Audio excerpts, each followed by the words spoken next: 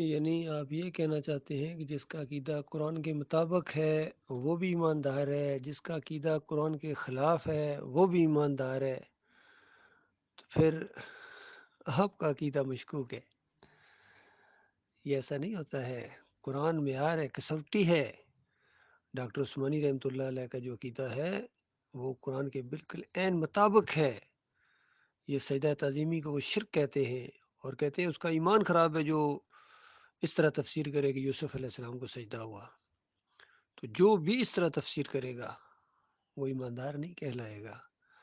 اور پتہ ہے محمد حنیف صاحب کیا کہتے ہیں؟ وہ کہتے ہیں جو یوسف علیہ السلام کو سجدہ نہیں مانتا ہے نا، وہ قرآن کا انکاری ہے، وہ ایمان سے خالی ہے، توحید سے نابلد ہے۔ فتویٰ ان کا بھی موجود ہے، یاد رکھیے۔ تو دونوں کے فتوے ہیں ایک دوسرے کے اوپر۔ اب یہ فیصلہ کرنے والے نے فیصلہ کرنا، اور آپ کی آزمائش اس میں ہے۔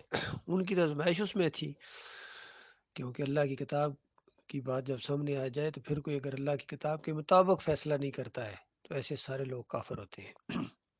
یہ تو کئی دفعہ ڈاکٹر عثمانی رحمۃ اللہ علیہ نے فرقوں کے بارے میں، سب کے بارے میں کہہ چکے ہیں کہ جو اللہ کی کتاب کچھ کہے، تمہارے اکابرین کچھ کہے، تو پھر یہ اگر وگر کا معاملہ نہیں ہے کہ اگر ان کا یہ عقیدہ تھا، تو جس طرح علی انجینئر کہتا ہے اگر ان کا یہ عقیدہ تھا، اگر نہیں ان کا عقیدہ تھا، پوری دنیا مانتی ہے، تم ماننے کے لیے تیار نہیں ہو، تو ایسے سارے لوگ اللہ کی کتاب کے اوپر جب پرکھے جائیں گے تو وہ مومن یا غیر مومن ثابت کیے جائیں گے۔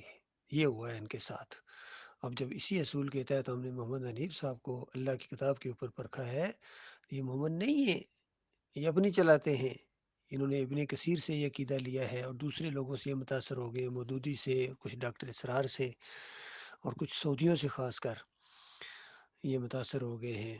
تو یعنی جو موحد عالم دین سے اس سے یہ متاثر نہیں ہوئے، ان کی بات بھی ان کے سامنے آئی تو کہنے لگے نہیں یہ ان کی آواز ہی نہیں ہے، یہ ان کی کیسٹ ہی نہیں ہے، وہ ایسی بات کہہ ہی نہیں سکتے ہیں۔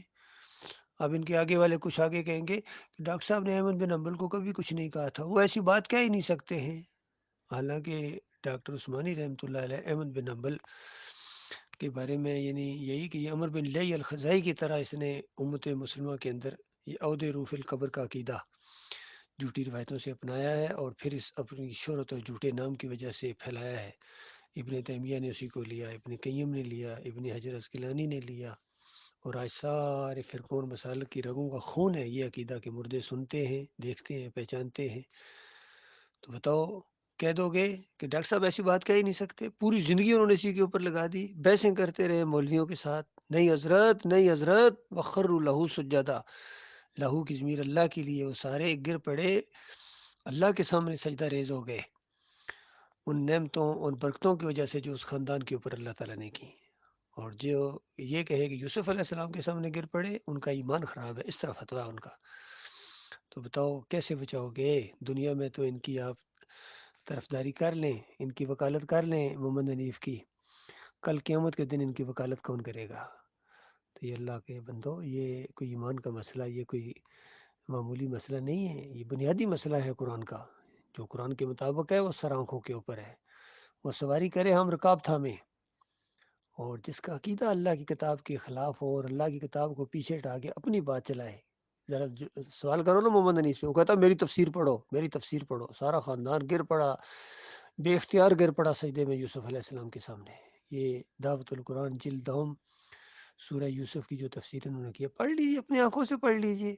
تو بتاؤ انہی اصولوں کے تحت تو ہم نے محمود الحسن کو پکڑا ہے، تفسیر شبیر احمد جو ان کی تفسیر ہے، اسی اصول کے تحت اشرف علی تھانوی کو پکڑا ہے، اسی اصول کے تحت طاہر القادری اور آج کے جتنے یہ زندہ طاغوت ہیں، طاہر الجمیل ہوں، تقی عثمانی ہوں، علی انجینئر ہو، یہ جتنے بھی ہیں اسی اصول کے تحت یہ پکڑے گئے ہیں۔